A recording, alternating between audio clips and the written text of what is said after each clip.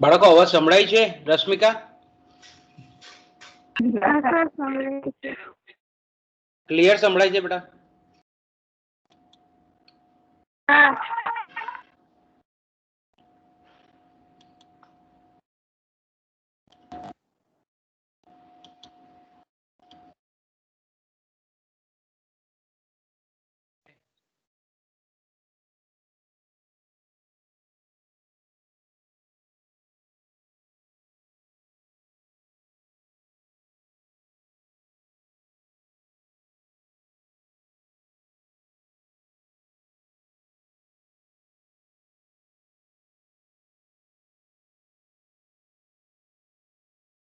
સંભળાય છે મિત્રો?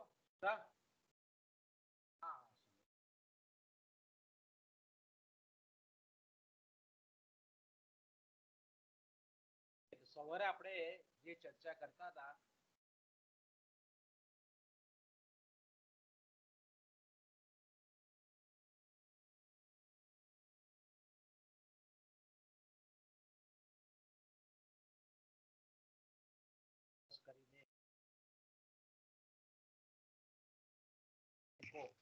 વેપારી બેંકો અને જે શાક સર્જનની પ્રક્રિયા છે તેના વિશે આપણે ચર્ચા કરતા હતા. તો આપણે જોયું તે પ્રમાણે કે વેપારી બેંકોના ઘણા બધા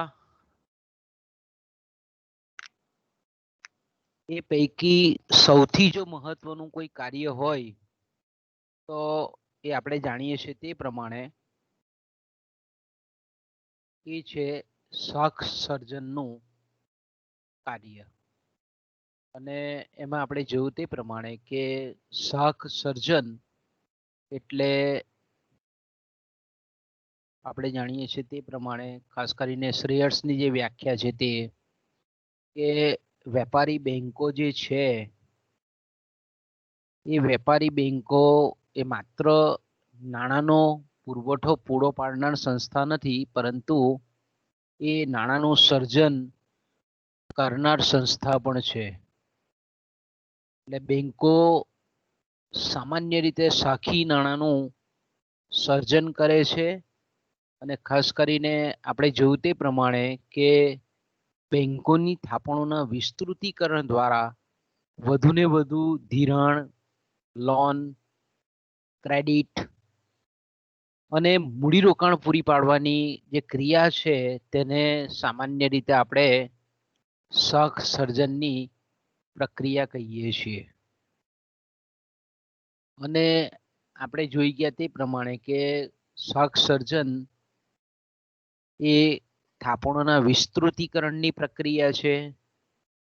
એમાં બેંકો એક બેંક નહીં પરંતુ સમગ્ર બેન્કિંગ જે વ્યવસાય છે એમાં ઘણી બધી બેંકોના લીધે આપણે એમ કહીએ કે થાપણોનું જે વિસ્તૃતીકરણ થાય છે અને ખાસ કરીને જે બેંકો છે તે અતિરિક્ત ઉપાડની સગવડ આપે છે, જામીનગીરીઓની ખરીદી કરે છે અને એની સામે આપણે એમ કહીએ કે શાક સર્જન કરે છે. અને ખાસ કરીને આપણે જોયું તે પ્રમાણે કે શાક સર્જનમાં જે બેંકો છે તે જ્યારે પણ ધિરાણનું સર્જન કરે છે ત્યારે એની ચૂકવણી રોકડ સ્વરૂપમાં નહીં પરંતુ એક ચેકના સ્વરૂપમાં ચૂકવી અને ખાસ કરીને એ ધિરાણનું સર્જન કરે છે. તો સામાન્ય રીતે આપણે અનેક ગણા શાક સર્જનની જે પ્રક્રિયા છે એ અનેક ગણા શાક સર્જનની જે પ્રક્રિયા છે તેમાં ખાસ કરીને મેં કીધું તેમ કે પ્રાથમિક થાપણો જે છે એ બેંકોના શાક સર્જનનો આપણે એ પણ જાણીએ છીએ તે પ્રમાણે કે ગ્રાહકો અલગ અલગ ખાતાઓ દ્વારા જે કંઈ પણ વેપારી બેંકમાં જઈ અને ખાતું ખોલાવે છે, ખાસ કરીને રોકડ રકમ લઈને તો એ જે રોકડ રકમ લઈને જે બેંકમાં ખાતું ખોલાવે છે વેપારી બેંકો, તો એને આપણે પ્રાથમિક થાપણો તરીકે ઓળખાવીએ છીએ. અને ખાસ કરીને આપણે એમ કહીએ કે આવા ઘણા બધા ગ્રાહકો, ઘણા બધા લોકો એ બેંકમાં આ રીતે પોતાની થાપણ એ મૂકતા હોય છે. અને આપણે જાણીએ છીએ તે પ્રમાણે કે બેંકો જ્યારે આ રીતે અલગ અલગ રીતે ખાતાઓ ખોલી અને બેંકમાં જે થાપણો એકત્ર કરે છે એ પૂરેપૂરી આપણે એમ કહીએ કે નિષ્ક્રિય રહેવા દેતા નથી રિઝર્વ બેંક ઓફ ઇન્ડિયાના નિયમ પ્રમાણે. અને ખાસ કરીને આપણે જાણીએ છીએ તે પ્રમાણે કે બેંકોના જે ઘણા વર્ષોનો અનુભવ હોય તે પ્રમાણે એ પ્રાથમિક થાપણોનો અમુક ભાગ એ રોકડ સ્વરૂપે રાખી અને પછી આપણે એમ કહીએ કે જે કંઈ પણ ધંધાદારી વ્યક્તિઓ છે, ખેડૂતો છે, પેઢીઓ છે, દલાલો છે, શેર બજારના કાર્યરત એવી પેઢીઓ છે, આવા બધા વેપારીઓ છે, આવા બધા લોકોને કે જે ધિરાણની માંગ કરે છે, એ લોકોને એ પ્રાથમિક થાપણો પૈકીનો અમુક ભાગ રોકડ સ્વરૂપે રાખી અને બાકીની રકમનું એ ધિરાણ કરે છે. તો જ્યારે આપણે એમ કહીએ કે થાપણદારો અથવા તો જે ગ્રાહકો છે, એ ગ્રાહકો જ્યારે પણ આપણે એમ કહીએ કે ધિરાણ કરે છે, તો સામાન્ય રીતે આપણે એમ કહીએ કે જ્યારે પણ ધિરાણ કરે છે ત્યારે ખાસ કરીને લોકોની અથવા તો અલગ અલગ જે ક્ષેત્રો છે અર્થતંત્રના, એ લોકોની જે જરૂરિયાત છે એ લોકોને નાણાં આપવાનું કામ કરે છે, ધિરાણ કરવાનું કામ કરે છે. તો આપણે એમ કહી શકીએ કે ગ્રાહકો જ્યારે વેપારી બેંકમાં જમા રકમ મૂકે છે ત્યારે આપણે એમ કહી શકીએ કે એ બેંકોની જવાબદારી બને છે, રિસ્પોન્સિબિલિટી બને છે, કે કારણ કે જ્યારે પણ થાપણદાર એના નાણાં લેવા આવે છે, તો તે સંજોગોમાં આપણે એમ કહીએ કે થાપણદારોને પોતાના જે નાણાં છે એ પરત મળી શકે એ માટે આપણે એમ કહીએ કે ખાસ કરીને વેપારી બેંકોની જવાબદારી બને છે. બીજી બાજુ જો આપણે વિચારીએ તો આપણે એમ કહી શકીએ કે સામાન્ય રીતે જ્યારે બેંકો જે છે એ પ્રાથમિક થાપણોનું સર્જન કરે છે,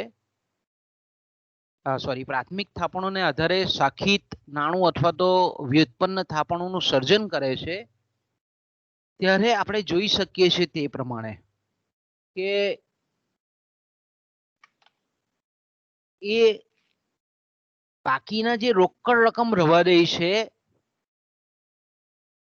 એ સામાન્ય રીતે આપણે એમ કહી શકીએ કે બેંકો માટેની એ એક જાતની અસ્કયામત છે. તો આપણે એમ કહીએ કે બેંકોની જો અસ્કયામત હોય અને બીજી બાજુ આપણે એમ કહીએ, મિત્રો તમને સ્ક્રીન દેખાય છે? બાળકો જરાક મને માઇક ઓન કરીને જવાબ આપો તો. સ્ક્રીન દેખાય છે? હા, દેખાય છે. એટલે આ મારી પાવરપોઈન્ટ પ્રેઝન્ટેશન ની સ્ક્રીન દેખાય છે તમને? હા સર, દેખાય છે. દેખાય છે, બાકી મને નથી દેખાતી એટલે હું કહું છું. એટલે મેં કીધું કે કઈ કનેક્ટિવિટીમાં પ્રોબ્લેમ નથી. એટલે તમને દેખાય છે ને કમ્પ્લીટલી? ઓકે, તો આપણે ચાલીએ આગળ. હા, સારું ચાલો, કઈ નહીં. તો ખાસ કરીને આપણે એમ કહીએ કે ધારો કે એક ઉદાહરણ લઈએ એટલે તમને એક્ઝેક્ટ ખબર પડી જાય કે ધારો કે કોઈક વ્યક્તિ છે, એ વ્યક્તિ જે છે થાપણદાર જે છે એ થાપણદાર સામાન્ય રીતે આપણે એમ કહીએ કે 1000 રૂપિયા લઈને એ બેંકમાં જમા કરાવે છે. ઓકે, તો 1000 રૂપિયા લઈને એ પોતાના બેંક કોઈક એક્સ નામની બેંક છે એમાં એ જમા કરાવે છે. તો એ બેંક માટે 1000 રૂપિયા એની પ્રાથમિક થાપણ બને. ઓકે, હવે આપણે એમ કહીએ કે 1000 રૂપિયા જે છે એ 1000 રૂપિયાના આપણે 20%, ધારો કે બેંકોએ રિઝર્વ બેંકના નિયમ અનુસાર અને પોતાના જે ભૂતકાળના અનુભવના આધારે 20% રોકડ એ પ્રાથમિક થાપણની જમા રાખે છે. એટલે આપણે એમ કહીએ કે 1000 રૂપિયાના 20% એટલે 200 રૂપિયા હાથ પર રોકડ બેંકો રાખે છે. જો આપણે એમ કહીએ કે બેંકો બાકીના જે 800 રૂપિયા છે એનું ધિરાણ કરવા, ધારો કે હવે આપણે એમ કહીએ કે 800 રૂપિયા એ નિષ્ક્રિય નહીં રહેવા દે. મેં કીધું તેમ કે બેંકો એ નફો કરતી સંસ્થા છે, એટલે બાકીના જે 800 રૂપિયા છે એનું એ ધિરાણ કરવા માટે તત્પર હોય છે. એટલે જ્યારે પણ કોઈ પણ ધંધાદારી કે વેપારી આવે તો આપણે એમ કહીએ કે એને 800 રૂપિયા જે છે તે લોને આપી દે, ધિરાણે આપી દે. તો હવે આપણે એમ કહીએ કે 800 રૂપિયા જે છે, જે લોન લેનાર વ્યક્તિ છે એ વ્યક્તિને રોકડા નથી આપતી, પણ એ વ્યક્તિનું એ જ બેંકમાં ખાતું ખોલી આપે અને ખાતું ખોલી અને પછી પાસબુક અને ચેકબુક એને આપે અને એમાં 800 રૂપિયાની એન્ટ્રી પાડે કે ભાઈ તમને 800 રૂપિયાની લોન આ તારીખથી આ વ્યાજના દરે તમારી મંજૂર થાય છે, એમ કરીને પાસબુક આપે અને ચેકબુક પણ આપે. રોકડા નહીં આપે. ધિરાણ જ્યારે પણ બેંકો ધિરાણ સર્જે છે ત્યારે કોઈ પણ જે લોન લેનાર વ્યક્તિ છે બેંક એને ક્યારે પણ રોકડમાં એની ચૂકવણી કરતી નથી. એનું ધિરાણના સ્વરૂપમાં એ આપણે એમ કહીએ કે ખાતું ખોલાવે છે અને એટલી એમાઉન્ટ જેટલી એની લોન મંજૂર થયેલી હોય એ 800 રૂપિયા, ધારો કે આપણે કાલ્પનિક ઉદાહરણ લીધેલું છે, તેમાં 800 રૂપિયાની લોન એની મંજૂર થઈ, તો 800 રૂપિયાનું ધિરાણ જ્યારે બેંક કરે છે કોઈક એક્સ નામની વ્યક્તિને, તો 800 રૂપિયા એનું ખાતું ખોલી અને એના ખાતાનો નંબર, એની પાસબુક, એનો ચેકબુક એ વ્યક્તિને આપવામાં આવે છે. એટલે જ્યારે વ્યક્તિને એ મંજૂર થયેલી લોનના ખાતામાંથી જ્યારે પૈસા ઉપાડવાના છે ત્યારે એ ચેકથી ઉપાડી શકે, અથવા તો કોઈક એના જે લેણદારો છે જેને એને આપવાના છે એ ચેકથી એને આપી શકે. તો આપણે એમ કહી શકીએ કે જ્યારે આ રીતે બેંકો જ્યારે લોનનું ખાતું ક્રિએટ કરે છે, ધિરાણ સર્જે છે, ત્યારે આપણે એમ કહીએ કે 1000 રૂપિયા બેંકની પ્રાથમિક થાપણો બને છે અને 800 રૂપિયાનું એને ધિરાણ કર્યું 20% રોકડ રાખીને, એટલે 800 રૂપિયા એની સર્જિત થાપણો કહીએ છીએ અને આપણે ડિરાઇવ્ડ ડિપોઝિટ તરીકે ઓળખવામાં આવે છે ને એને વ્યુત્પન્ન થાપણો અથવા તો સાખી થાપણો તરીકે પણ ઓળખવામાં આવે છે. એને આપણે બેંક નાણું તરીકે પણ ઓળખીએ છીએ, અલગ અલગ નામો છે. અહીંયા તમારા મગજમાં એક વસ્તુ બહુ ક્લિયર કટ થઈ જવી જોઈએ કે 1000 રૂપિયા જે વ્યક્તિએ રોકડ લઈ અને બેંકમાં ખાતું ખોલાવ્યું, બેંક માટે એ 1000 રૂપિયા જે જમા કર્યા રોકડ સ્વરૂપમાં એ બેંકની પ્રાથમિક થાપણ બને છે. પણ એ પ્રાથમિક થાપણનો અમુક ટકા ભાગ રોજબરોજના બેંકના જે વ્યવહારો છે એને પૂર્ણ કરવા માટે રવા દે અને બાકીના આપણે એમ કહીએ કે રકમને જ્યારે ધિરાણ કરે છે તો એ રકમ તે બેંકની સર્જિત કે વ્યુત્પન્ન થાપણો બને છે. તો હવે આપણે એમ કહીએ કે સર્જિત કે વ્યુત્પન્ન થાપણો કે સાખી થાપણો જેને આપણે કહીએ છીએ, એ સાખી થાપણો સર્જવા માટે એટલી રકમ બેંકે અન્ય વ્યક્તિના ખાતામાં જમા લેવી પડે છે. એટલે એનો મતલબ શું થયો તો કે ભાઈ જે વ્યક્તિ લોન લેવા ગઈ એના ખાતામાં એ 800 રૂપિયા જમા કરવામાં આવે અને પછી એની ચેકબુક ને પાસબુક એને આપવામાં આવે. તો આપણે એમ કહીએ કે શાખનું સર્જન ત્યારે જ થયેલું કહેવાય કે જ્યારે પ્રાથમિક થાપણોમાંથી જે શાખી થાપણો કે સર્જિત થાપણો કે વ્યુત્પન્ન થાપણો જેને કહીએ છીએ એને જમા લેવા પડે અને પછી એ રીતે ધિરાણનું સર્જન થાય. હવે એ 800 રૂપિયા જમા લઈ અને જે વ્યક્તિને લોન આપી એ 800 રૂપિયા ધારો કે આપણે એમ કહીએ કે એના લેણદારોને ચેક સ્વરૂપમાં આપે તો એ ચેક જે બેંકમાં જમા કરાવે અન્ય વ્યક્તિ એ અન્ય વ્યક્તિનું જે બેંકમાં ખાતું હોય અન્ય વ્યક્તિ જે બેંકમાં એ ચેકને જમા કરાવે એ બેંકની એ પ્રાથમિક થાપણો બને.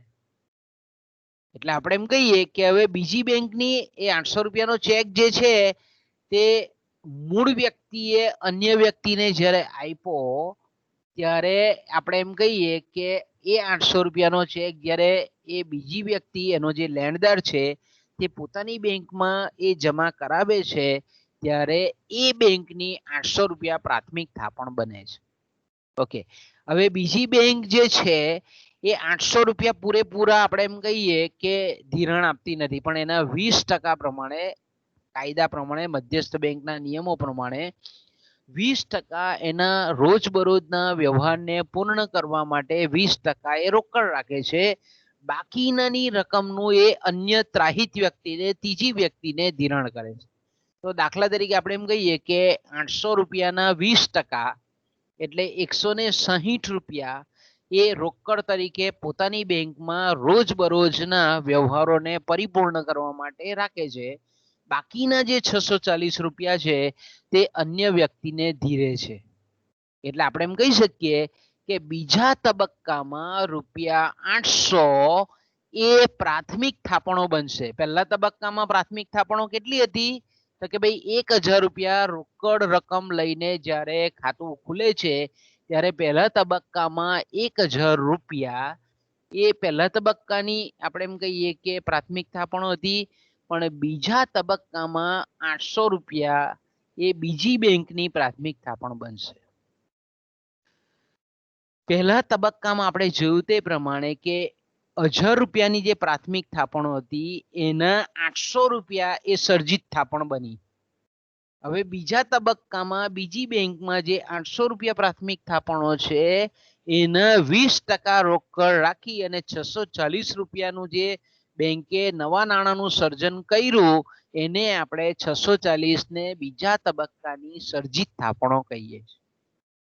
એટલે 640 રૂપિયા જ્યારે ધિરાણ કરે છે બીજી બેંક કોઈ ત્રીજી વ્યક્તિને તો તે ટાઈમમાં આપણે એમ કહીએ કે 640 રૂપિયા એ ત્રીજી વ્યક્તિ કે જે એ બેંકમાંથી લોન લે છે એને એ રોકડ સ્વરૂપે આપતી નથી. એ શું કરે છે એ બીજી બેંક પણ એવું જ કરે છે કે એ વ્યક્તિના નામનું એના જ બેંકમાં લોન એકાઉન્ટ ઊભું કરે અને એ લોકોને ચેકબુક ને પાસબુક આપે એટલે બીજી બેંકમાં જે વ્યક્તિએ ધિરાણ લીધેલું છે એ પણ આ જ રીતનું ટ્રાન્ઝેક્શન કરે.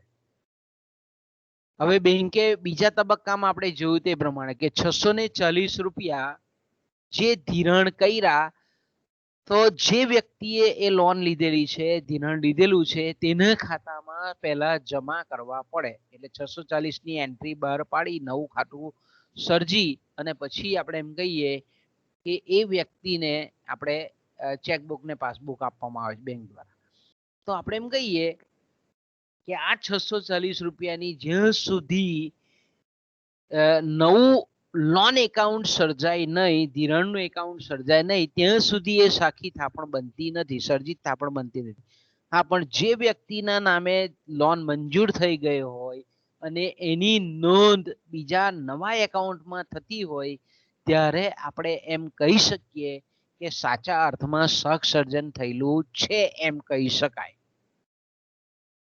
હવે આપણે એમ કહીએ કે બીજી બેંકે 640 રૂપિયાનું ધિરાણ કર્યું એની સામે એ વ્યક્તિને ચેકબુક આપી પાસબુક આપી. હવે એ 640 રૂપિયા એ કોઈક એના લેણદારને આપે છે ચેક આપે છે 640 રૂપિયાનો. હવે એનો જે લેણદાર છે એને જ્યાં 640 રૂપિયા આપવાના છે એ 640 રૂપિયા કોઈ ત્રીજી બેંકમાં ખાતું ધરાવે છે તો એ 640 રૂપિયાનો ચેક એ ત્રીજી બેંકમાં જમા કરાવે એટલે બીજી બેંકનો 640 એ સર્જિત થાપણ હતી, એ ત્રીજી બેંકમાં પ્રાથમિક થાપણ બને છે. ત્રીજી બેંકમાં જ્યારે 640 રૂપિયાનો ચેક જે લેણદાર વ્યક્તિ છે તે જમા કરે છે, તો આપણે એમ કહી શકીએ કે ત્રીજી બેંકની એ પ્રાથમિક થાપણ બને છે 640 રૂપિયા. તો આપણે એમ કહી શકીએ કે પહેલી બેંકની પ્રાથમિક થાપણ 1000 હતી, એની સામે સર્જિત થાપણ અથવા તો બેંક નાણું અથવા તો વ્યુત્પન્ન થાપણ 800 રૂપિયા હતી. બીજી બેંકમાં 800 રૂપિયા એ પ્રાથમિક થાપણ બને છે, સર્જિત થાપણ 640 રૂપિયા બની. હવે એ 640 રૂપિયા ત્રીજી બેંકમાં આપણે એમ કહીએ કે પ્રાથમિક થાપણ બને, એના 20% બેંક રોકડ સ્વરૂપમાં રાખે અને બાકીના આપણે એમ કહીએ કે વધેલા જે 500 ને સમથિંગ જે નાણાં છે, એનો આંકડો હું તમને એક્ઝેક્ટ કહું કે ત્રીજી બેંકના 512 રૂપિયા એ બીજાને લોન આપે. તો ચોથી વ્યક્તિ જ્યારે લોન લે અને 512 રૂપિયાનું એનું લોન એકાઉન્ટ ત્રીજી બેંક એને ક્રિએટ કરે, ઊભું કરે અને એના ખાતામાં જ્યારે એન્ટ્રી પાડે ત્યારે આપણે એમ કહી શકીએ કે એ રીતે ત્રીજી બેંક ની પ્રાથમિક થાપણ 512 બને, ચોથી બેંકની 512 બને. તો આ રીતે આપણે એમ કહીએ કે શાખ સર્જનની પ્રક્રિયા એ આપણને સતત ચાલતી અર્થતંત્રમાં જોવા મળે છે. હવે અહીંયા તમે જોઈ શકો છો કે જ્યારે 640 રૂપિયા ત્રીજી બેંકે કોઈ ત્રાહિત વ્યક્તિને ધિરાણ આપ્યા, હવે 640 ના 20% પ્રમાણે ચોથી બેંકે 20% પ્રમાણે અમુક રોકડ રકમ રાખી પોતાના વ્યવહારોને પૂર્ણ કરવા માટે અને બાકીના 512 રૂપિયા એ લોન ઊભી કરી, ધિરાણ ઊભું કર્યું.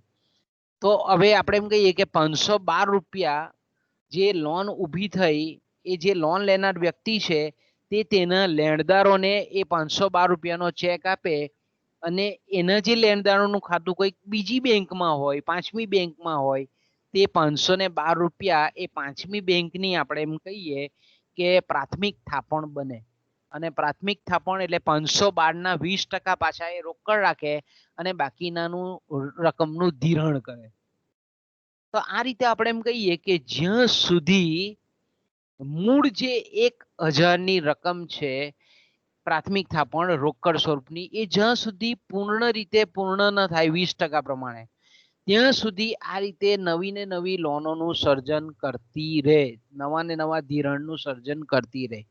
તો આ જે ધિરાણનું સર્જવાની જે પ્રક્રિયા છે, જેને આપણે થાપણોનું વિસ્તૃતીકરણ કહીએ છીએ, એ થાપણોનું વિસ્તૃતીકરણ એટલે શાખ સર્જન.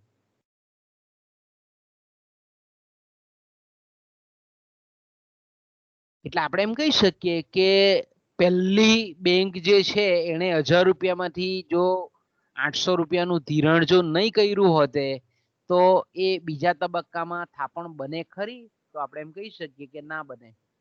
કારણ કે ધિરાણ સર્જવા માટે આપણે એમ કહીએ કે અમુક રકમ રોકડ રવા દેવાની અને બાકીની જે છે બેંકો એ નિષ્ક્રિય સ્વરૂપમાં રાખતી નથી, પણ જેને જરૂરિયાત છે અર્થતંત્રના એવા વિભાગો, એવા લોકો, એવી પેઢીઓ, એવા ખેડૂતો, જમીનદારો કે એને જ્યારે પણ ધિરાણની આવશ્યકતા છે ત્યારે એ પ્રાથમિક થાપણોનો અમુક ભાગ રોકડ સ્વરૂપે રાખી અને બાકીનું ધિરાણ કરવાનું.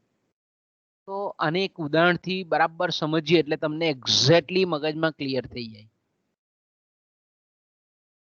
હવે આપણે જાણીએ છીએ તે પ્રમાણે કે બેંકનું ધિરાણ, બરાબર, બેંક જે લોન સર્જે છે, થાપણ સર્જે છે, બેંકનું દરેક ધિરાણ, જો અહીંયા સરસ મજાનું ક્રાઉથર કહે છે, ક્રાઉથર એવું કહે છે કે ક્રાઉથરને બેન્થામ, આઈ થિંક બેન્થામ કહે, તો આપણે એમ કહીએ કે બેન્થામ એવું કહે છે કે બેંકનું દરેક ધિરાણ જે છે એ થાપણો સર્જે છે. બેંક જ્યારે પણ લોનનું સર્જન કરે છે ત્યારે શું થાય છે, એને લીધે ડિપોઝિટ્સ ઊભી થાય, બીજી બેંક માટે ડિપોઝિટ બની જાય. પરંતુ બધી જ થાપણો એ ધિરાણ કે લોનનું પરિણામ નથી. જો કેટલું સરસ કોન્ટ્રાવર્સિયલ સ્ટેટમેન્ટ છે જુઓ, કે બેંકનું દરેક ધિરાણ થાપણ ઊભી કરે છે, ઓકે, બેંકનું દરેક ધિરાણ એટલે બેંકે જે સર્જિત ધિરાણ કર્યું છે, થાપણ ઊભી કરેલી છે, એ અન્ય બેંક માટે થાપણો સર્જે છે, પ્રાથમિક થાપણો સર્જે છે. પણ દરેક ધિરાણ કે આપણે એમ કહીએ કે બધી જ જે થાપણો છે તે કંઈક ધિરાણ કે લોનનું પરિણામ નથી. દાખલા કોઈ વ્યક્તિ છે તેની પાસે પોતાની આવકનો અમુક વધારે પડતો ભાગ હોય ને એ બેંકમાં મૂકી આવે તો બેંકોમાં એ થાપણનું સર્જન કરે છે. તો એ જે છે એ એકચ્યુઅલી એ થાપણ જે સર્જાયેલી છે તે ધિરાણને લીધે નથી સર્જાયેલી. એ તો વધારાની આપણે એમ કહીએ કે આવકનો ખર્ચ કરતા ઉપરાંતની જે રકમ છે એને લીધે થાપણોનું સર્જન થયેલું છે. એટલે આપણે એમ કહી શકીએ કે પ્રાથમિક થાપણો નહીં, માત્ર અને માત્ર બેંકોએ ધિરાણ આપીને, લોન આપીને સર્જેલી જે થાપણ છે એ જ આપણે એમ કહીએ કે સર્જિત થાપણો છે, લોન થાપણો છે, લોન છે. એટલે આપણે એમ કહીએ કે સર્જિત થાપણો જ, બીજા અર્થમાં સોરી મારથી જરાક આગળનું સેન્ટેન્સ થોડુંક ક્ષતિવાળું બોલાયું. માત્ર અને માત્ર સર્જિત જે થાપણો છે, માત્ર અને માત્ર જે વ્યુત્પન્ન થાપણો છે એ જ લોન કે ધિરાણનું પરિણામ છે, પ્રાથમિક થાપણો નહીં. કે એટલે બેંકો દ્વારા જે ધિરાણ કરવામાં આવે છે અને એને લીધે જે કંઈ પણ થાપણોનું સર્જન થાય છે એને સર્જિત થાપણો કહેવામાં આવે છે. એટલે આપણે એમ કહી શકીએ ટૂંકમાં ઇન શોર્ટ કે થાપણોનું વિસ્તૃતીકરણ કરવાથી જ શાક સર્જનની પ્રક્રિયા શક્ય બને છે. એટલે શાક સર્જનની પ્રક્રિયા એટલે થાપણોનું વિસ્તૃતીકરણની પ્રક્રિયા. પરીક્ષામાં તમને 2 માર્કનો ટૂંકો પ્રશ્ન પૂછે તો એક જ લીટીમાં તમે લખી શકો કે શાક સર્જનની પ્રક્રિયા એટલે શું? તો કે ભાઈ શાક સર્જનની પ્રક્રિયા એ થાપણોના વિસ્તૃતીકરણની પ્રક્રિયા છે. ઓકે, હવે આખી એક્ઝેક્ટલી આખી જે પ્રક્રિયા આપણે અત્યાર સુધીમાં શાબ્દિક જોઈ, હવે એક ઉદાહરણ લઈએ એટલે તમને એક્ઝેક્ટ એનો ખ્યાલ આવી જાય. કે ધારો કે આપણે એમ કહીએ કે બેંકોની જે શાક સર્જનની જે પ્રક્રિયા છે એમાં આપણે કેટલીક ધારણાઓ કરીએ કે ધારો કે આપણે એમ કહીએ કે આપણું ભારતની વાત કરીએ છીએ કે અર્થતંત્રમાં એટલે કે ભારતીય અર્થતંત્રમાં Allahabad bank, bank of Baroda, Kotak bank, Rajpipla નાગરિક કોઓપરેટિવ બેંક વગેરે બેંકો ધારો કે આવેલી છે. ઓકે, આપણે માની લઈએ આપણે આપણી રીતે નક્કી કરેલી બેંકો છે, આપણે કાલ્પનિક ઉદાહરણ દ્વારા.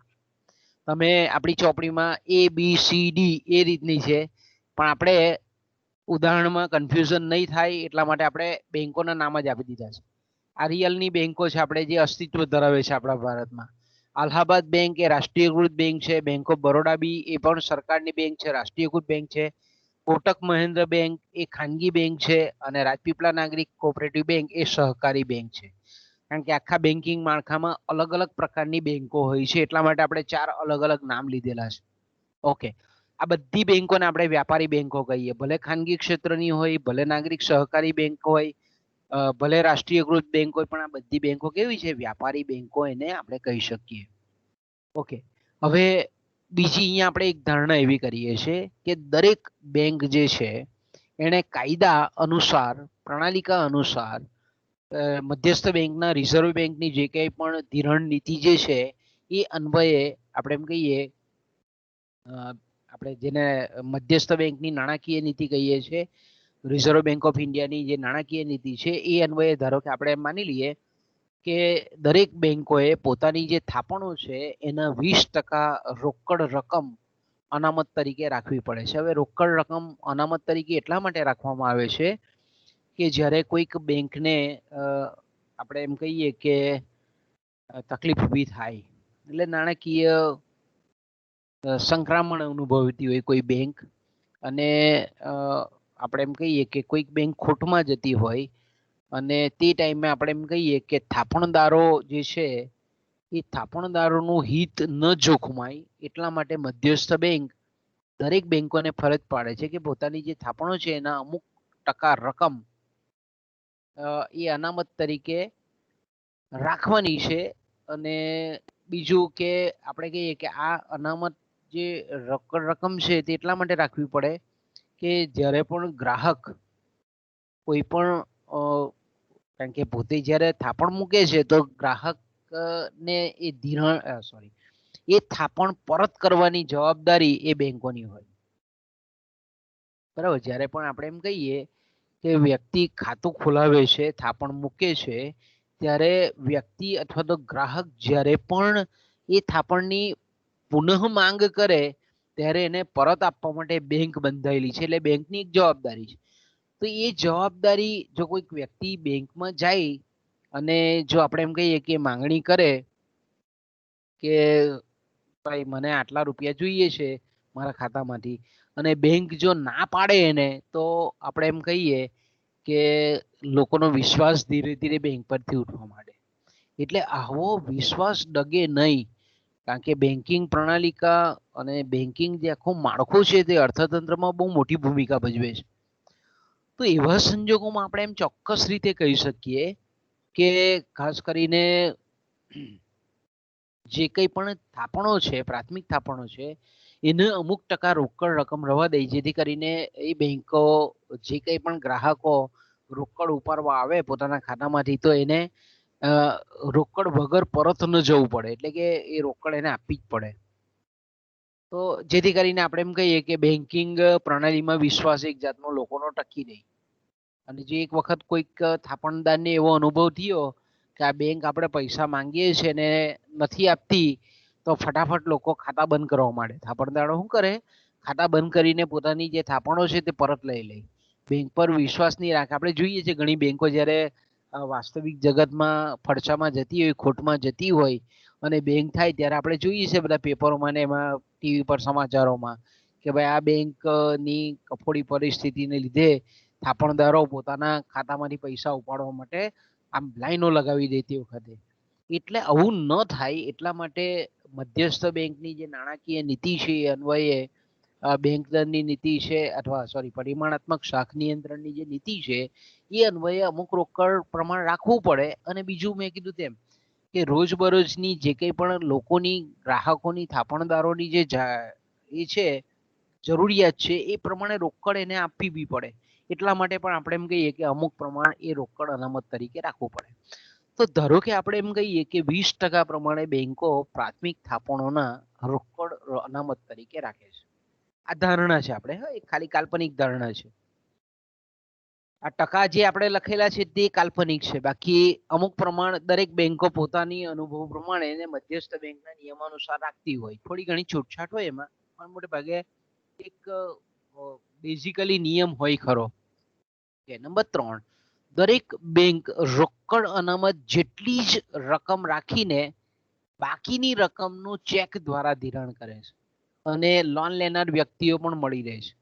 અહીંયા આપણે શું છે, આ ધારણા બી એવી છે કે બેંકોની જેટલી પણ પ્રાથમિક થાપણો છે એના 20% રોકડ અનામત રાખી અને બાકીની રકમ એ નિષ્ક્રિય નથી રહેવા દેતી, એને એનું ધિરાણ કરી જ નાખે છે. એટલે ધિરાણ લેનારા પણ, લોન લેનારા પણ છે. એવું નથી કે ભાઈ નથી મળતા. અહીંયા આપણે આ ધારણા કરીએ છીએ. વાસ્તવમાં કદાચ ઉલટું બી હોય. જો ગ્રાહકોની પરિસ્થિતિ એનું લોન ચૂકવવાની ન હોય તો તેવા સંજોગોમાં ગ્રાહકો કોઈ દિવસ લોન લેવા નહીં જાય. પણ અહીંયા આપણે ધારી લઈએ છીએ, અહીંયા એવું માની લઈએ છીએ સમજવા માટે કે જેટલી પણ રોકડ અનામત સિવાયની જે રકમ છે એનું બેંક ધિરાણ કરી નાખે છે, અને ધિરાણ રોકડ સ્વરૂપમાં નથી કરતી, ચેક બુક દ્વારા ખાતું ખોલાવીને ચેકબુક ઇસ્યુ કરીને પછી એ ધિરાણ કરે છે. અને એને એ ધિરાણને લેનાર વ્યક્તિઓ પણ મળી રહી છે. એટલે આપણે એમ કહીએ કે લોન લેનાર વ્યક્તિઓ પણ મળી રહે છે. હવે ચોથી જે ધારણા છે કે એક રૂપિયા 1000 રૂપિયાની થાપણ કોઈ એક ગ્રાહક, આપણે એનું નામ આપ્યું છે રમેશ, તો ભાઈ રમેશે અલ્હાબાદ બેંક, બેંક એટલે અલ્હાબાદ બેંક આપણે મૂકી દઈએ કે 1000 રૂપિયા રોકડ લઈ અને રમેશ એ અલ્હાબાદ બેંકમાં જમા કરાવે છે. કે તો આપણે એમ કહીએ કે અલ્હાબાદ બેંકમાં રમેશે ખાતું ખોલાવ્યું, પ્રાથમિક ખાતું ખોલાવ્યું, આપણે સોરી બચત ખાતું ખોલાવ્યું, અને બચત ખાતામાં 1000 રૂપિયા એને થાપણ તરીકે મૂક્યા. ઓકે, તો હવે તમે જોઈ શકો છો કે અલ્હાબાદ બેંકમાં 1000 રૂપિયા એને મૂક્યા, એટલે આપણે એમ કહી શકીએ કે અલ્હાબાદ બેંક જે છે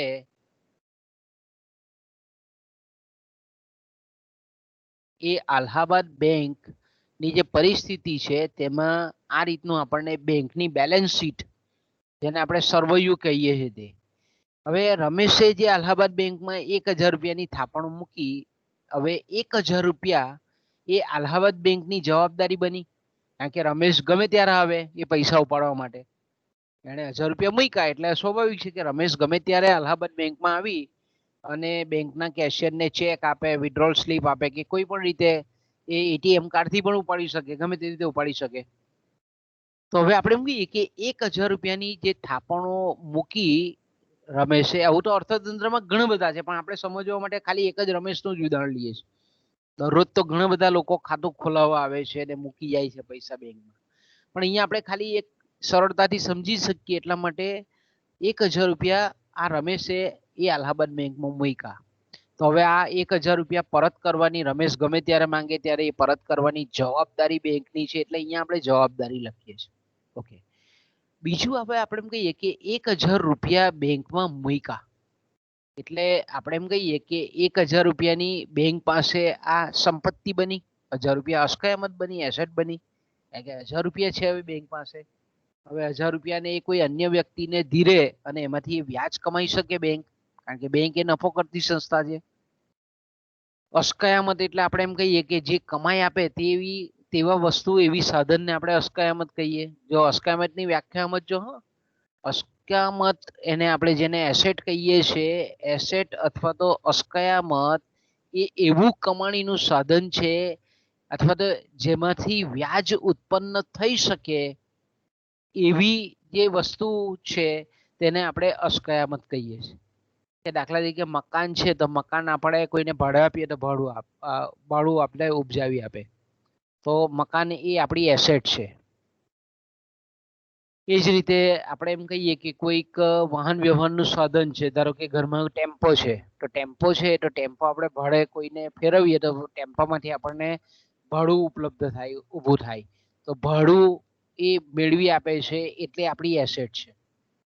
આપણે બેંકમાં બાંધી મુદતનું ખાતું ખોલાવીએ છીએ, ધારો કે 10,000 રૂપિયા મૂકીએ છીએ, એમાંથી વર્ષે આપણને 2000 રૂપિયા આવક આપે છે, એટલે 10,000 રૂપિયા એ આપણી એસેટ બને છે, આપણી અસ્કયામત બને છે. અસ્કયામતને ઇંગ્લિશમાં આપણે એસેટ કહીએ છીએ. તો આપણી અસ્કયામત, ટૂંકમાં આપણે એમ કહીએ કે જે સાધનમાંથી કમાણી થઈ શકતી હોય એ સાધનને આપણે અસ્કયામત કહીએ છીએ. તો એ રીતે આપણે એમ કહીએ કે આપણા ઘરમાં જે દુધાળા ઢોર છે, જમીન છે, પછી આવા વાહન વ્યવહારના સાધનો છે કે જેનો કોમર્શિયલ ઉપયોગ થતો હોય, તો આ બધા જે છે તેને આપણે એસેટ કહીએ છીએ, અસ્કયામત કહીએ છીએ. તો આપણે એમ કહીએ કે અલ્હાબાદ બેંક છે તેમાં આ 1000 રૂપિયા જે છે તે વ્યાજ કમાય આપે છે, એટલે 1000 રૂપિયા બેંક માટે ખાલી ફોગટનું સાધન નથી, એમાંથી એ 1000 રૂપિયાનો જો ઉપયોગ કરે તો એમાંથી વ્યાજ મળી શકે એમ છે. એટલે આપણે એમ કહીએ કે 1000 રૂપિયા એક બાજુ એની જવાબદારી છે, તો બીજી બાજુ એની અસ્કયામત પણ છે બેંકની. ઓકે, તો આપણે અલ્હાબાદ બેંકનું સર્વૈયું આ રીતે છે. ઓકે, હવે આપણી બીજી ધારણા પ્રમાણે કે આપણે 20% રોકડ અનામત રાખીને અલ્હાબાદ બેંક શું કરે છે, બાકીની રકમનું ધિરાણ કરે છે. આપણે ધારણામાં જ કર્યું કે બેંકો જે પ્રાથમિક થાપણો, આ એની પ્રાથમિક થાપણો બની 1000 રૂપિયા, કારણ કે આને રમેશે મૂક્યા બેંકમાં એટલે એની પ્રાથમિક થાપણ બની. તો આપણે એમ કહીએ કે પ્રાથમિક થાપણો એ પૂરેપૂરી બેંકમાં રોકડ સ્વરૂપે રાખતા નથી, પણ આપણે કીધું તે પ્રમાણે કે 20% રોકડ રહેવા દે અને બાકીની જે કંઈ પણ રકમ છે એનું ધિરાણ કરે છે. તો આ અલ્હાબાદ બેંકે 20% રોકડ રકમ રાખી, એટલે 1000 ના 20% એટલે 800, આપણે 200 રૂપિયા થાય.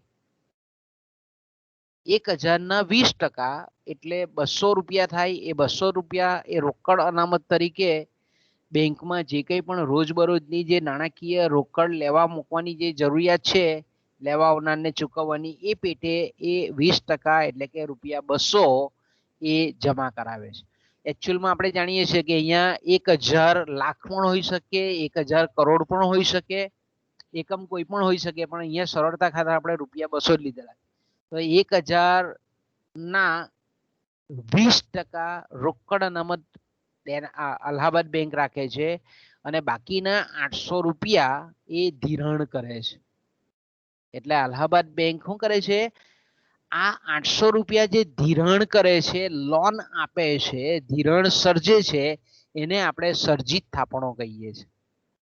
તો આ પ્રથમ તબક્કો થયો, ફર્સ્ટ ફેઝ, કે પ્રાથમિક થાપણોનું જે સર્જન થયું એના અમુક ટકા રોકડ રકમ રાખી અને બાકીના ₹800 એ સર્જન કરે છે ધિરાણ આપીને, લોન આપીને. તો આને આપણે ₹800 ને સર્જિત થાપણો કહીએ. ઓકે, હવે મેં કીધું તેમ કે ₹800 જે છે એ સુરેશ નામના વ્યક્તિને ધિરાણ કરે છે. અલ્હાબાદ બેંક શું કરે છે, રમેશ થાપણ મૂકી ગયો, એકાઉન્ટ ખોલાવ્યું, એ રમેશે મૂકેલા પૈસા એ પ્રાથમિક થાપણો બની, પણ એ પ્રાથમિક થાપણોને 20% રવા દઈ અને એ ₹800 જે છે તે સુરેશને ધિરાણ આપે છે, લોન આપે છે. હવે અલ્હાબાદ બેંકની એન્ટ્રી છે તે આપણે આ રીતે પાડી શકીએ. પ્રાથમિક થાપણો 1000 હતી, એમાંથી 20% રોકડ રવા દીધા, ₹200 સાઈડ પર રવા દીધા, ₹800 ની લોન આપી. આગળ જઈએ.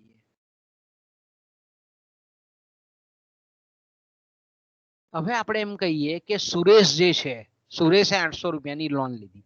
ઓકે, સુરેશના આપણે એમ કહીએ કે લેણદારો છે. સુરેશે કોઈક વ્યક્તિનું દેવું કર્યું હશે, અથવા તો સુરેશ જે ધંધો કરતો હોય તે ધંધા માટે કાચો માલ સામાન લાવતો હોય, તૈયાર વસ્તુ વેચવા માટે લાવતો હોય, તો એના લેણદારને એને ₹800 ધારો કે આપવાના થાય છે. ઓકે, જેટલી લોન લીધી એ પૂરેપૂરા ધારો કે આપવાના થાય છે. તો ₹800 ની એને જે લોન લીધી એ ₹800 નો ચેક એના લેણદારોને આપે. એના જે આપણે કહીએ કે જેણે એની પાસેથી માલ લીધેલો હોય, ભૂતકાળમાં કઈ પૈસા લીધેલા હોય, એના જે લેણદારો છે એને ₹800 ચેક દ્વારા ચૂકવે છે. જેટલી લોન અલ્હાબાદ બેંકે ક્રિએટ કરી અને સુરેશને આપી અને સુરેશે એના લેણદારોને ₹800 ચેક દ્વારા ચૂકવ્યા. ઓકે, હવે આ જે લેણદારો છે, બરાબર છે, આ જે લેણદારો છે એ લેણદારો નું ખાતું ઘણી વખત આપણે જોઈએ છીએ કે એક જ લેણદાર હોય અથવા તો ઘણા બધા લેણદાર હોય. ધારો કે અહીંયા આપણે કલ્પી લઈએ કે એક આનો જે લેણદાર છે તેનું ખાતું બેંક ઓફ બરોડામાં છે. ઓકે, હવે સુરેશે અલ્હાબાદ બેંકમાંથી લીધી લોન, એટલે સુરેશ એ આપણે એમ કહીએ કોનો ખાતેદાર છે, તો કે અલ્હાબાદ બેંકનો છે. પણ અલ્હાબાદ બેંકનો ખાતેદાર છે એટલે એનું જે લોન એકાઉન્ટ છે અલ્હાબાદ બેંકમાં સુરેશનું સર્જાયું, ઊભું થયું, એ લોન એકાઉન્ટનો જે ચેકબુક આવી એનો ચેક એ એના લેણદારોને આપે છે અને લેણદારનું ખાતું બેંક ઓફ બરોડામાં છે.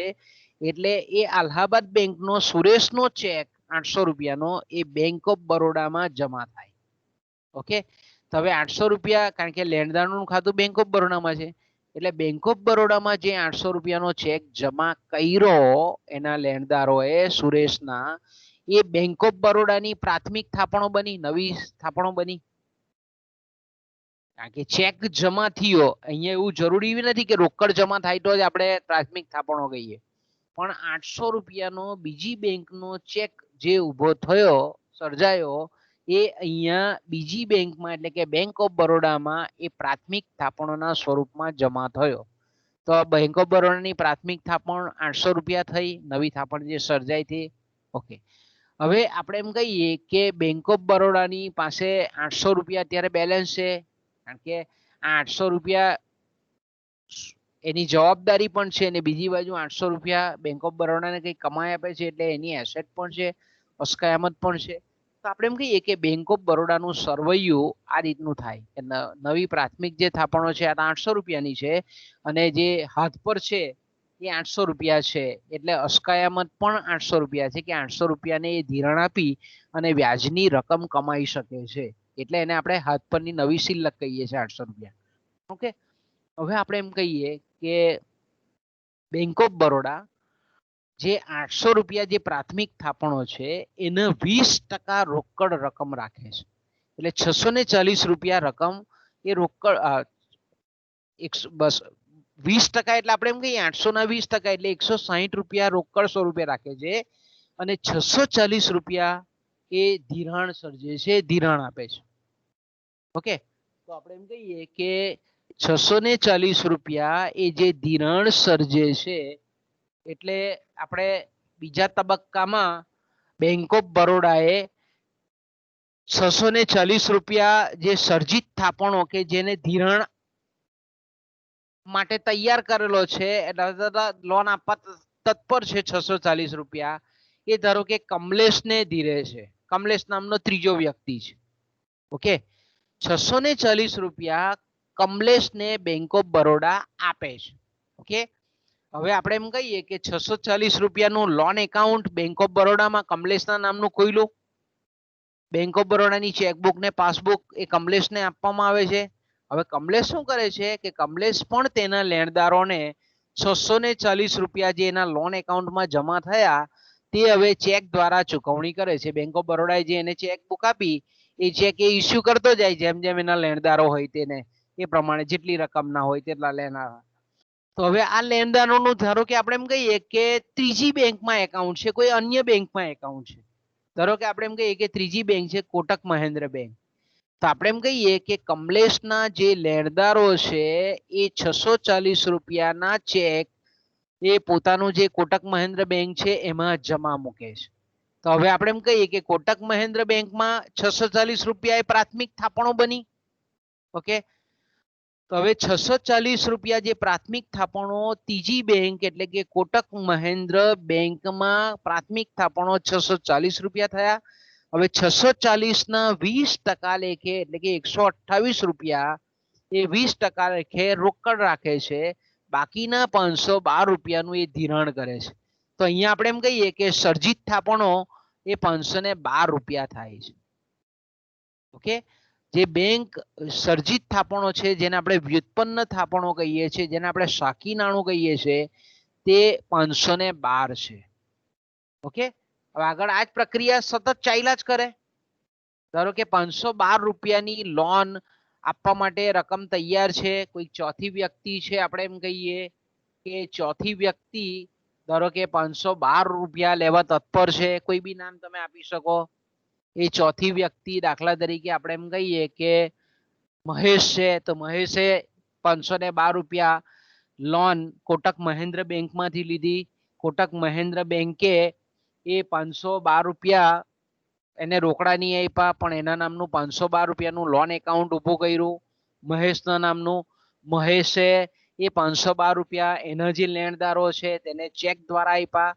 હવે એના જે લેણદારો છે તેનું ખાતું ધારો કે રાજપીપળા નાગરિક કોઓપરેટિવ બેંકમાં છે, તો એ કોટક મહેન્દ્રનો જે ચેક છે 512 રૂપિયાનો એના લેણદારોએ રાજપીપળા નાગરિક બેંકમાં જમા કર્યા. એટલે 512 રૂપિયા ચોથા તબક્કામાં રાજપીપળા નાગરિક કોઓપરેટિવ બેંકની પ્રાથમિક થાપણો બની. 512 રૂપિયાના આપણે એમ કહીએ કે 20% એટલે કે 102 રૂપિયા ને 40 પૈસા રાજપીપળા નાગરિક બેંક રોકડ તરીકે રાખે છે અને બાકીના 409 રૂપિયા ને 60 પૈસા એ અન્ય વ્યક્તિને ધીરે છે. અને અન્ય વ્યક્તિ કોઈ ધારો કે કોઈ પણ નામ હોય, બરાબર, એ પાંચમી વ્યક્તિને આપે છે. પાંચમી વ્યક્તિ જે છે એ પાંચમી વ્યક્તિને રાજપીપળા નાગરિક બેંક એનું લોન એકાઉન્ટ નવું ખોલે છે. લોન એકાઉન્ટમાં 409 રૂપિયા ને 60 પૈસા જમા કરે છે અને એને ચેકબુક અને પાસબુક આપે છે. એટલે એના જે લેણદારો છે એના લેણદારો ને ચેકથી પેમેન્ટ કરે છે અને એ અન્ય જે આપણે કહીએ કે એના જે લેણદારો છે તો કંઈક બીજી બેંકમાં ખાતું ધરાવે છે, તે રાજપીપળા નાગરિક બેંકનો જે લોન એકાઉન્ટનો ચેક છે તે બીજી બેંકમાં પ્રાથમિક થાપણો 409 રૂપિયાની બને. તો આ રીતે આપણે એમ કહીએ કે પાંચમી બેંક ધારો કે દેના બેંક છે અને કોઈ પણ વ્યક્તિનું નામ તમે લઈ શકો, કોઈ પણ આ રીતે આપી શકો. એ 409 રૂપિયા દેના બેંકમાં જમા થાય છે. તો દેના બેંકની પ્રાથમિક થાપણ 409 રૂપિયા ને 60 થાય છે. એના 20% લેખે 81 રૂપિયા એ દેના બેંક જમા રાખે છે. બાકીના 327 રૂપિયા કોઈ ત્રીજી વ્યક્તિને, કોઈ એક્સ વ્યક્તિને એ ધિરાણ આપે છે. તો અન્ય બેંકોમાં આ જ રીતે આ જ પ્રોસેસ ચાલ્યા જ કરે. બધી બેંકોમાં આપણે એમ કહીએ કે અંતે આ 1000 રૂપિયા જે છે પ્રાથમિક થાપણ એના જ્યાં સુધી 5 ગણા એટલે કે 5000 નહીં થાય ત્યાં સુધી આ પ્રક્રિયા ચાલ્યા જ કરે.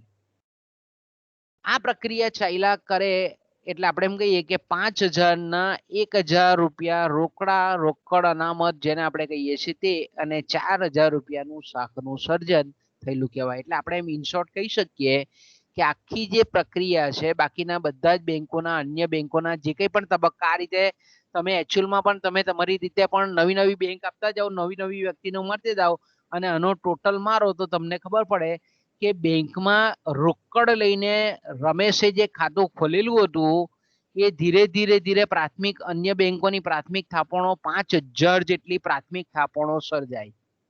બરાબર, પ્રાથમિક થાપણો બની આ 1000 ના આપણે એમ કહીએ કે 20% લેખે બાદ કરતા કરતા બીજી બેંકમાં જાય, બીજી બેંક પ્રાથમિક થાપણ નું નિર્માણ થાય, એ રીતે કરતા કરતા કરતા આપણે એમ કહીએ કે 1000 રૂપિયાના રોકડ નાણાંથી 5000 રૂપિયાનું આ રીતે બેંકો નવા ને નવા લોનનું સર્જન કરી અને પ્રાથમિક થાપણો સર્જી એના 20% આપણે એમ કહીએ કે દરેક બેંકો રોકડ રવા દઈ અને 4000 રૂપિયાનું જે ધિરાણ સર્જ્યું એને આપણે સર્જિત થાપણો કહીએ છીએ, એને બેંક નાણું કહીએ છીએ.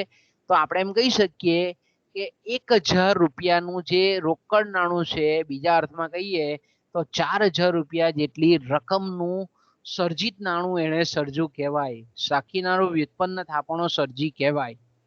ઓકે, અને તમે આ રીતે ગ્રાફમાં પણ બતાવી શકો કે પહેલા તબક્કામાં આજે આ બેંકનું નામ છે પહેલું, પછી આપણે કહીએ કે પ્રાથમિક થાપણો બેંકની આ લાલ કલરનો જે સ્તંભ બતાવેલો છે તે એના રોકડ રકમ 20% છે એટલે આ પ્રથમ 1000 રૂપિયા જે છે તેના આપણે એમ કહીએ કે પ્રાથમિક થાપણો 1000 રૂપિયાનો આ સ્તંભ બતાવે છે, એના લીલો છે તે આપણે જાણીએ છીએ તે પ્રમાણે રોકડ અનામત બતાવે છે અને ત્રીજો જે છે તે શાખ સર્જન અથવા તો જેને આપણે શાખિત થાપણો કહીએ છીએ એ જાંબલી કલરનો પટ્ટો બતાવવામાં આવે છે.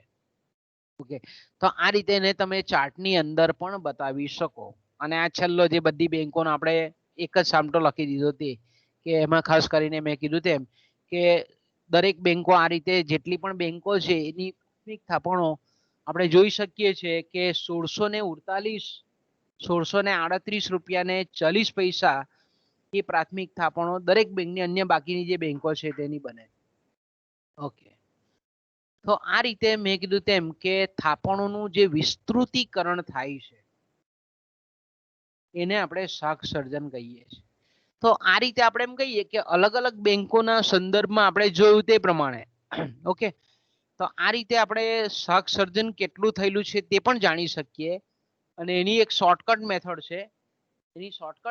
છે, અને એ મેથડ અહીંયા તમે જોઈ શકો છો. એનું સૂત્ર છે કે આ રીતે બેંકોનું શાખ સર્જન કેટલું થશે તે આપણે આ પ્રક્રિયા દ્વારા એકચ્યુઅલ ઉદાહરણ દ્વારા જોયું. પણ આ સૂત્રની મદદથી પણ આપણે બહુ સરળતાથી જાણી શકીએ કે કુલ શાખ સર્જન કેટલું થયેલું છે. ઓકે, તો એનું સૂત્ર છે કુલ શાખ સર્જન બરાબર મૂળ પ્રાથમિક થાપણ. એટલે મૂળ પ્રાથમિક થાપણ એટલે કઈ તો કે ભાઈ રમેશે જે 1000 રૂપિયા 100 ની 10 નોટ લઈને બેંકમાં રોકડ ખાતું ખોલાવવા ગયેલો એ બેંકોની જે મૂળ પ્રાથમિક થાપણ તો કે 1000 રૂપિયા ઓછા તેના પરની રોકડ અનામતની રકમ તો કે ભાઈ 200 રૂપિયા એને 1000 રૂપિયાની મૂળ જે રોકડ થાપણ હતી પ્રાથમિક થાપણ એના 20% એટલે કે 200 રૂપિયા એ બેંકે રોકડ રાખ્યા છેદમાં રોકડ અનામતના ટકા એટલે 20%. તો અહીંયા તમે જોઈ શકો છો કે 1000 ઓછા 200 એટલે 800 અને 20%ને આપણે સિમ્પ્લિફાઈ કરવા હોય તો શું કરીએ, સાદુરૂપ આપવું હોય તો કે ભાઈ 20 ના છેદમાં 100 એટલે આપણે ટકાનું ચિહ્ન કાઢવું હોય તો આપણે કહી શકીએ કે ભાઈ એને આપણે દેશી ભાષામાં તો વાત કરીએ છીએ કે જ્યારે પણ ટકાના ચિહ્નને બાદ કરવું આપણે દૂર કરવું હોય ને આપણે ગુણાકાર ભાગાકાર સરળતાથી કરી શકીએ એવું જો કરવું હોય તો સામાન્ય રીતે જેટલા ટકા છે તેને આપણે 100 વડે ડિવાઈડ કરીએ ભાગીએ તો આપણે એ રીતે કરી શકીએ. તો આ રીતે તમે જોઈ શકો છો કે 820 એના છેદમાં 100 એટલે આપણે એમ કહીએ કે 100 ને ઉપર લઈ જઈએ આપણે કારણ કે અંશનો છેદ અને એનો છેદ એટલે આપણે એને અંશમાં લઈ જઈ શકીએ. બરાબર. એટલે આપણે એમ કહી શકીએ કે ભાગાકારનો ભાગાકાર એ ગુણાકારમાં બની શકે. એ રીતે આપણે એનું સાદુરૂપ આપીએ તો આ 100 ને આપણે ઉપર લઈ જઈએ એટલે 8000 થાય. 800 ગુણ્યા 100 એટલે 8000 છેદમાં 20 એટલે 1 0 જાય 1 0 જાય એટલે 4000 રૂપિયા થાય. તો આપણે જે આ આખું ઉદાહરણ દ્વારા આજે સમજ્યા તેના એક જ સૂત્રની મદદથી સમજી શકીએ કે 1000 રૂપિયાની જો પ્રાથમિક મૂળ થાપણ હોય તો એનું શક સર્જન રૂપિયા 4000 જેટલું થાય છે.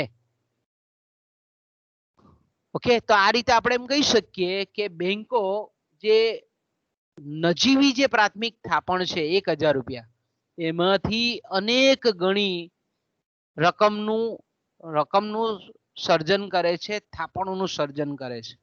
એટલે આપણે પછી પાછી પેલી વ્યાખ્યા યાદ કરવાની, બરાબર, કે બેંકો માત્ર નાણાંનો પુરવઠો પૂરી પાડતી નથી પરંતુ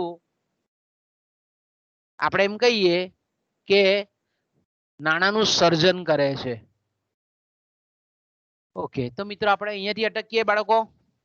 કાલે જોઈશું. કાલે આપણા પાછા પીરિયડો છે જ 2. તો અહીંયાથી અટકીએ આપણે, બરાબર ને? હા સર. બોલો, કઈ છે તકલીફ? બચ્ચે લોગ? ના સર. હા, ઓકે, ચાલો તો અટકીએ આપણે. હા, અહીંયાથી